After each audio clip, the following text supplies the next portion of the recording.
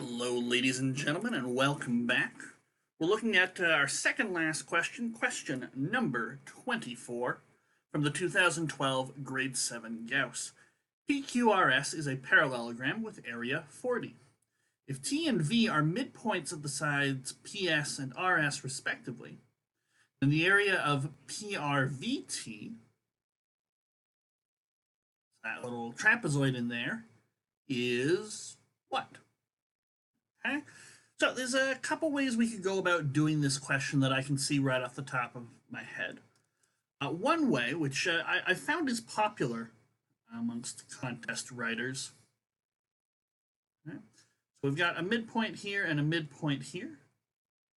They happen to have those connected up. They also have the diagonals connected up. So a good strategy for something like this is to break things down into recognizable shapes.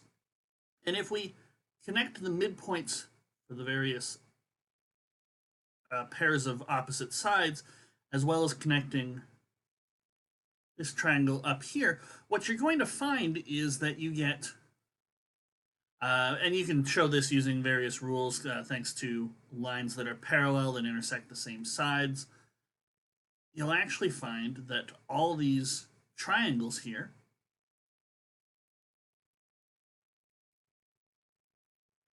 are congruent. Now, you don't have to actually show that. This is not a written proof contest. Okay?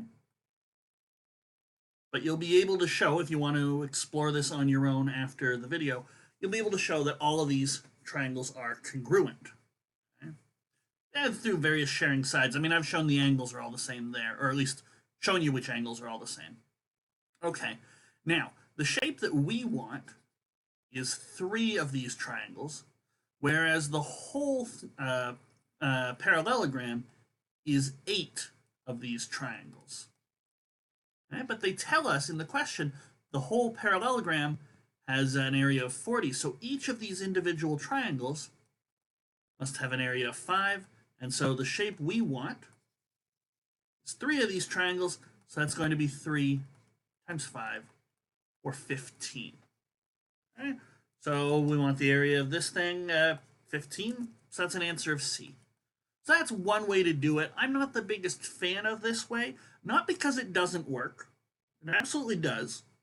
But if you just sort of say, oh, okay, I've got to divide the shape up into nice, neat, identical shapes, that's great, and it works for this question, and it would probably work on a grade 8 or a grade 9 contest.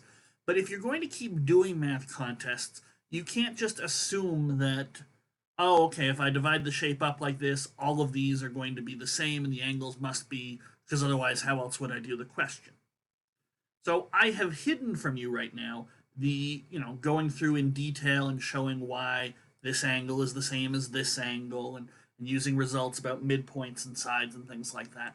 I don't think that's the best sort of thing to rely on, because on a future contest with a different looking shape, you might not immediately see how to divide it up nice and neat like this. Okay, so instead I'm going to show you another way to do the question. We'll still get 15. Okay? That's okay. So we've got these midpoints here. That splits the sides up. I'm going to give names to these lengths. So we'll call this X, and this Y, and Y. Now, the shape that we want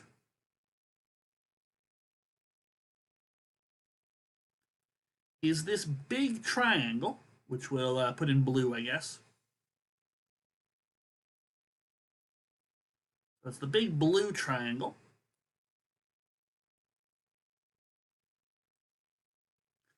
Minus the tiny red triangle over here. Okay? So it's a good idea when doing, what's the area of the shaded region or what's the area of this shape. It's a good idea to break it down into recognizable shapes. So the big blue triangle minus the small red triangle. Okay, now the big blue triangle, we can see since this diagonal here cuts across the parallelogram, this has got to be half of the parallelogram. So it's half of 40. So it's 20. Okay? And we'll show in a moment that this is 5, but not by splitting things up and making a bunch of smaller triangles. Okay? What instead we're going to do is we're going to rely on a very nice little result involving similar triangles.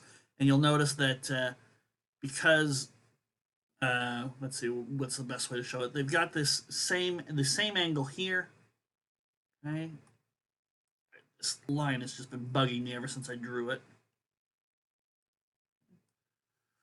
So because they've got the same angle here, and because we're splitting the midpoints of the sides of this triangle, if you connect midpoints of sides of the triangle, it's a very nice result.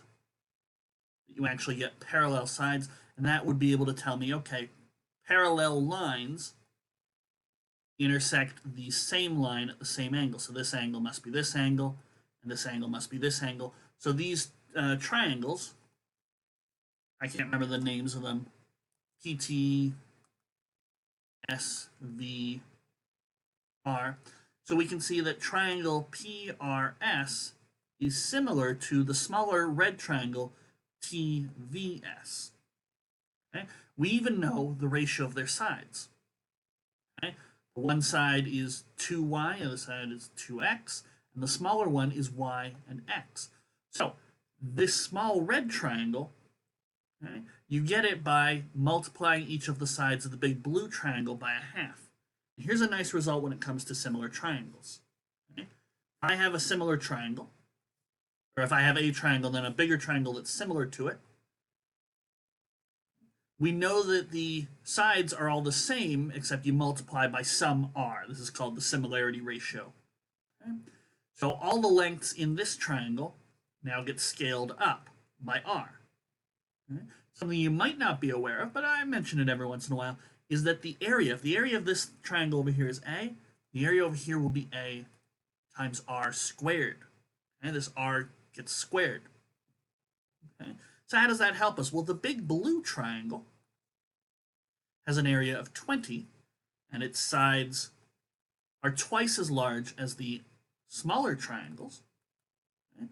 So what does that mean? So if this, we got an area of A is 20 over here, how do I get from 2x to x? You multiply by a half. So my r in this case is a half, and so the area of this, the smaller red triangle, is 1/2 squared times 20.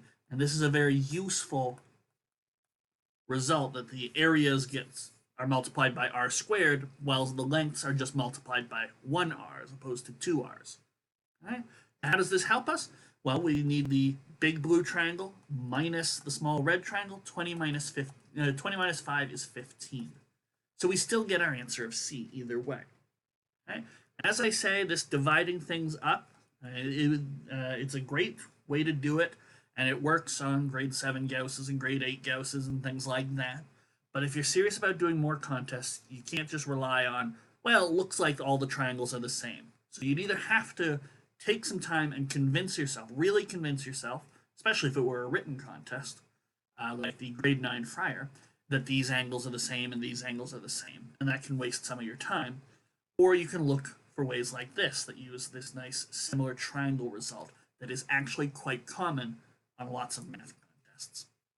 Okay, either way, there's question 24 all squared away. And up next, we're going to take a look at question number 25. So I'll see you for that shortly.